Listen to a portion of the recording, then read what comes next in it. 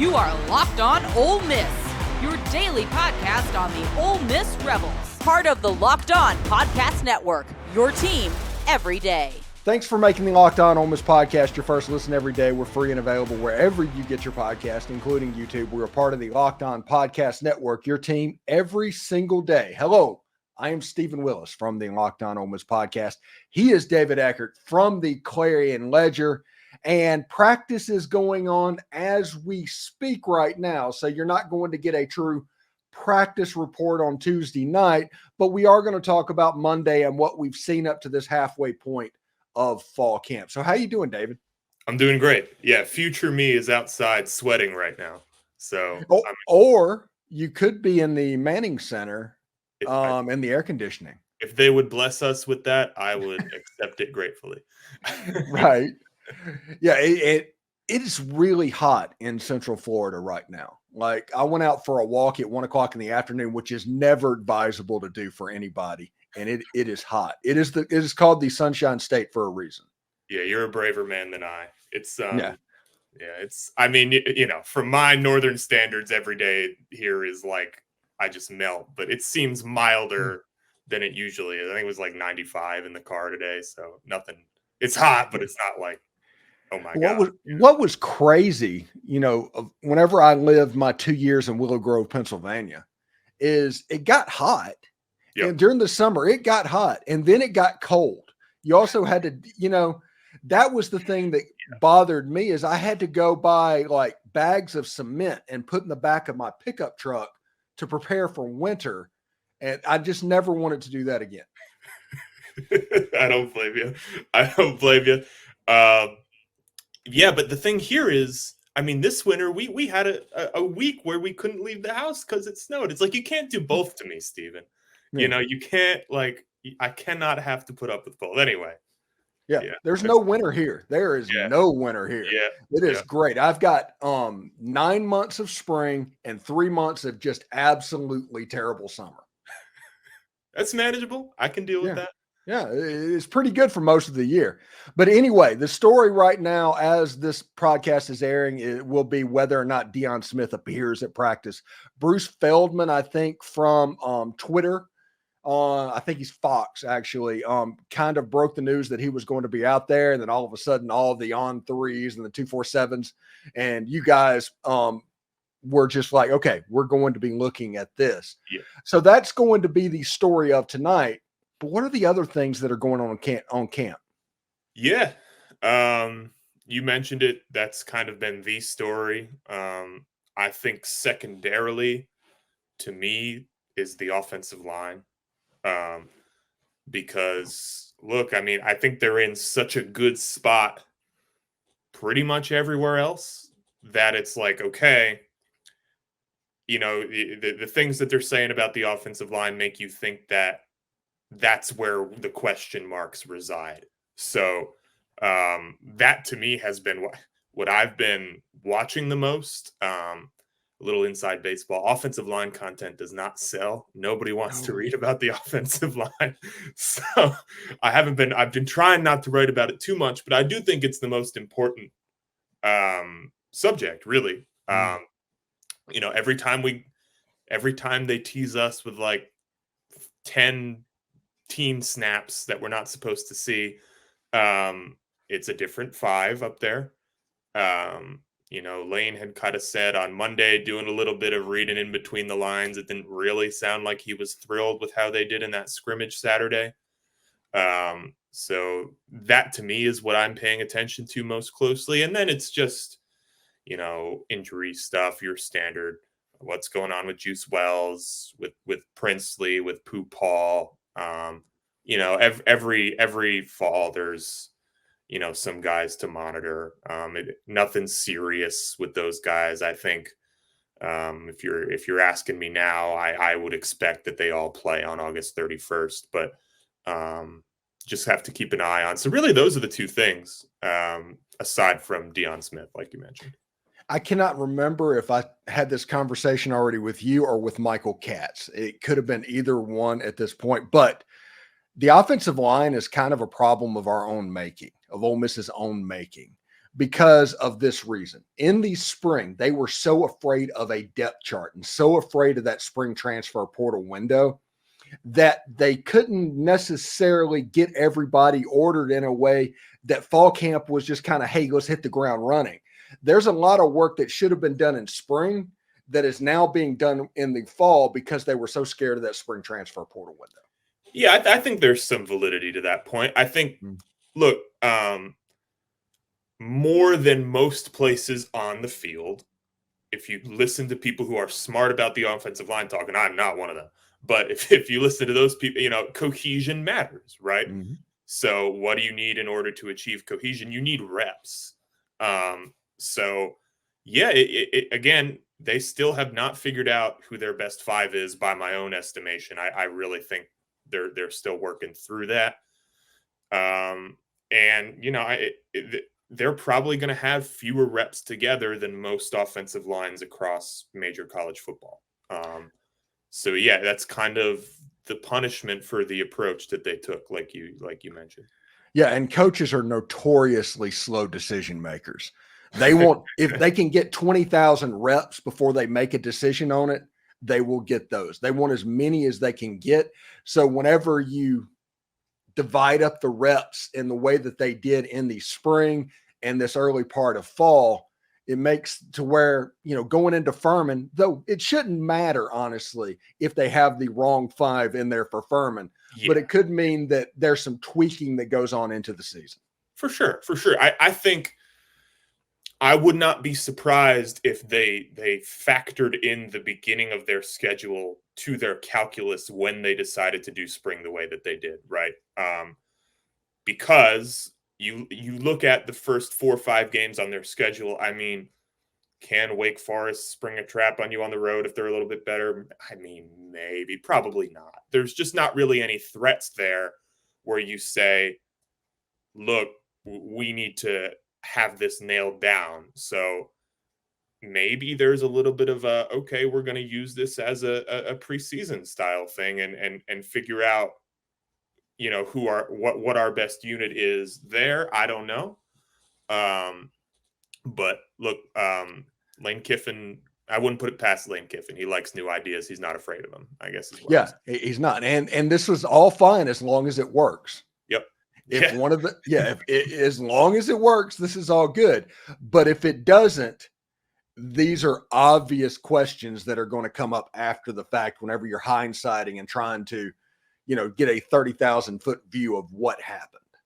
For sure. And Lane does that himself. The nice thing about Lane is I don't have to get adversarial too often because he's such a harsh critic of himself that he will bring that, I don't have to say, well, you did this way, he'll say it himself. But you're right. It's not a decision everyone would have made, but that doesn't make it the wrong one. We'll see how it works. Thanks again for making the Locked On Ole Miss podcast your first and listen every day. When we come back, we will get David's thoughts on spring practice at this point, and we're less than 3 weeks away from Ole Miss and Furman. That's really good news, but man, where is this month going? But I do want to let you know that I love sports. I do. I love them so much, I never want them to stop. But as the playoffs wind down, we get fewer and fewer games, and the sports just stop sportsing the way we want them to. But FanDuel lets me keep these sports going whenever I want to. All I have to do is open the app and dream up any bets anytime I am in the mood. And this summer, FanDuel is hooking up all customers with a boost or a bonus daily. Maybe you can bet on Ole Miss's under, over, and wins at 9.5. Or maybe you're interested in Ole Miss being minus 122 to make the college football playoff, or even Jackson Dart if you want to get granular, plus 1,500 to win the Heisman Trophy. Maybe that's your flavor. That's right. There's something for everybody every day, all summer long. So head on over to FanDuel.com and start making the most out of your summer. FanDuel is the official sports betting partner of Major League Baseball. Passion, drive, and patience, the formula for winning championships, is also what keeps your ride or die alive. eBay Motors has everything you need to maintain your vehicle and level it up to peak performance. Superchargers, roof racks, exhaust kits, LED headlights, and more. Whether you're into speed, power, or style, eBay Motors has got you covered. And with over 122 million parts for your number one ride or die, you'll always find exactly what you're looking for. Because with eBay's Guaranteed Fit, your part is guaranteed to fit your ride every time or your money back. Because with eBay Motors, you are burning rubber, not cash. With all the parts you need and the prices you want, it's easy to make your car the MVP and bring home some huge wins. So keep your ride or die alive at ebaymotors.com. Eligible items only. Exclusions apply. eBay's Guaranteed Fit is only available to U.S. customers. Are you watching Fox Sports or ESPN on your TV all day and you have to turn down the volume with all of that screaming and shouting? Make the switch to Locked On Sports today. It is a free 24/7 sports streaming channel programmed for you every single day to bring you the biggest stories without all of that screaming. Locked On Sports Today brings you can't miss analysis, opinions, and news, all streaming 24/7 on YouTube or the free Amazon Fire TV channels app, part of the Locked On Podcast Network, your team every day. They also have a Locked On College Sports stream that has dropped and a Locked On NFL stream that has dropped as well. So there's a lot of stuff that is happening in the Locked On world at the moment. So David, now it's time to get your opinion of just some random stuff that you might have noticed. I asked you a couple of weeks back things that you were filing away for the end of camp and the things that you saw. Are any of the things that you looked at on August 1st relevant now? And what are those things? Geez, Steven, I'm going to have to scratch my memory a little bit here. Yeah. Yeah, look, again, just the size. We talked a lot about the transformation along the defensive front. I thought it was telling. We didn't get to see a scrimmage. I'm hoping that they'll let us in for one, at least. We didn't get to see the first one. But, it was telling that Lane Kiffin kind of said, hey, the defensive line really, really, really played well, especially the top line guys is what he said. So I think it's noteworthy that, that was his takeaway. Because I think a big story, whether Ole Miss gets to where Ole Miss fans want them to go this year is, can this defense that succeeded, I think, from an undermanned position last year now be dominant from a position where they have really, really good players? And so that's a good first sign because we know what this offense can do. I still don't really feel like we have a resolution at running back. I shouldn't say that. I think the resolution is there's just going to be three of them, and they're all going to do different things. I don't necessarily know that at the moment we're 100% sure which guy is kind of at the top, the 1A, if you will. So I'm still watching that.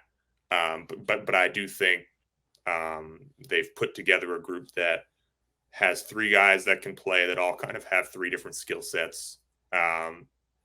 So yeah, outside of the offensive line, I think those are my real takeaways. They're just,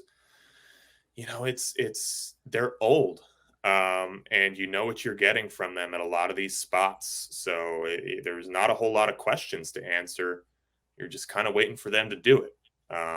So TJ Dottery kind of taking reps at Mike and kind of potentially being the quarterback of that defense. I think that is a pretty good story. Is that the vibe you're getting? He's at least competing for it. Pete Golding had said during his press conference that they haven't decided on who's going to be that guy because there's an ongoing competition. But TJ did tell us that he's been one of the guys who's been working with it. And I think, handicapping that group, I would expect him to be the guy if I was guessing, but I think that's still a guess at this point. Yeah, I mean, he's really exciting, right? I mean, I don't know that he's necessarily getting talked about enough because you look at him, I mean, supreme athlete, like he's been here. He's kind of like a returner in a way because he doesn't have the experience on game day, but he does have the experience with the system that a lot of these guys around him do not. So I think, if we're talking about breakout players, he's pretty high up on my list. Outside of the obvious ones like Juice Wells can't be your breakout player type of thing. But yeah, I think that's a great point. I think he's really somebody to watch. Once the season starts. Yeah, he's somebody that I'm definitely pay attention to. Everybody's talking about the defensive line, and Lane Kiffin loves. It doesn't take much to see that Lane Kiffin loves this defensive line. Yep. Yeah, 100%. 100%. I mean, how can you not? Look at the guy, but and I will say unless something changed from how practice is going, he loved their performance without Princely Umanmielen, so that tells you something. But obviously he thinks he'll play when the season opens. So, I mean, that group is deep too, right? I mean, there's just, you look at that and there's so much potential. I just think it's so exciting if you're an Ole Miss fan, that can just be a really dominant group and one that you can rotate with. You don't need Walter Nolan to be on the field for every play. So, it's a really deep, really exciting room. And one thing before we get out of here, kind of burying the lead a little bit, Lane Kiffin saying that Tre Harris is the most improved player on the roster. And if that is true and not just lip service and that is real, everybody should really be afraid of what's going to come because he was already the top player on PFF against single coverage. Yeah, you guys, you know what I think of him. I think if he's healthy, I would be shocked if he's not going in the first round. I really would. I just think he's got everything.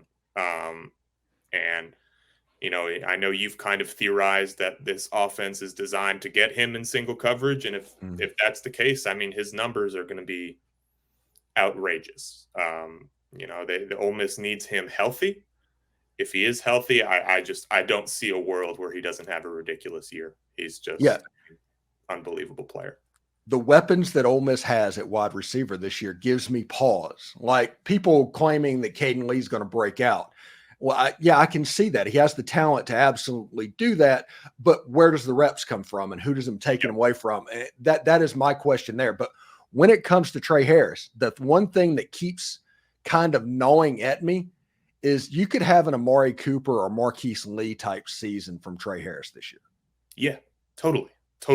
I mean, the system is set up in a way that makes that possible. Something that kind of came out of Monday was they're going to look to throw the ball, which isn't news, but just to hear them say that is noteworthy, right?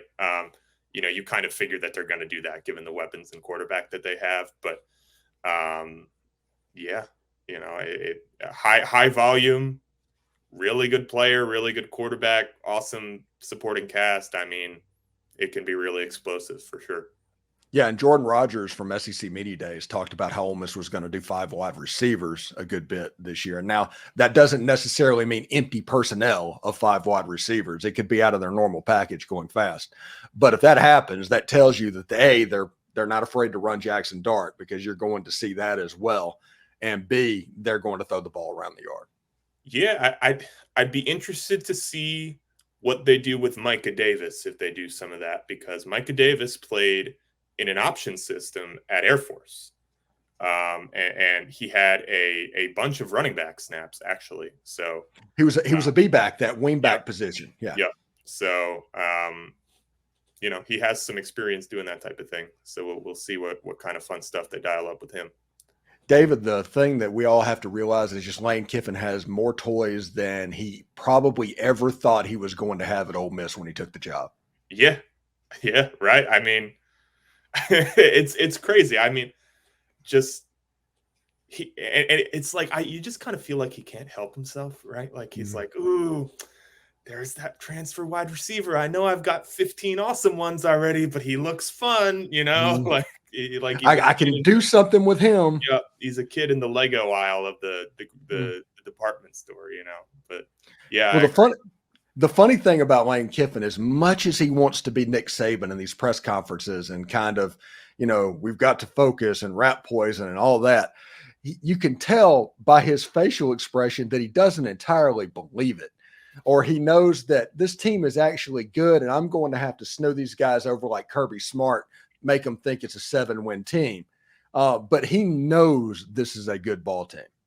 Yeah, he's going to have to make up somebody predicted them to go 6-6 like Kirby does, Maybe somebody will be stupid enough to actually do that. But my favorite thing ever. Oh, I love it.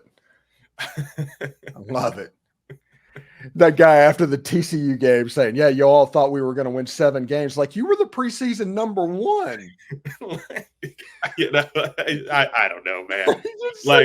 It's like, what is Kirby telling you? Did he take your phone? What happened? Yeah, I mean, maybe he's just like he's on the Auburn board and he's found, the most insane preseason prediction that maybe, I don't know, maybe he's really digging deep, but hey, whatever works, right? Yep. Whatever works. Bulletin board material at all costs. Thanks again for making the Locked On Ole Miss podcast your first listen every day. We're free and available wherever you get your podcast, including YouTube. We're part of the Locked On Podcast Network, your team every single day.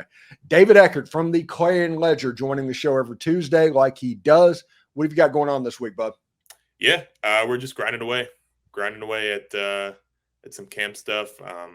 I'm working on a couple features that I'm going to try to get out closer to the season. So taking some time to do those. I think folks will like them. So yeah, find all our coverage, clarionledger.com. And I always appreciate you having me on, Steven. And David Eckert 98 on Twitter, excellent follow as well if you want to be informed.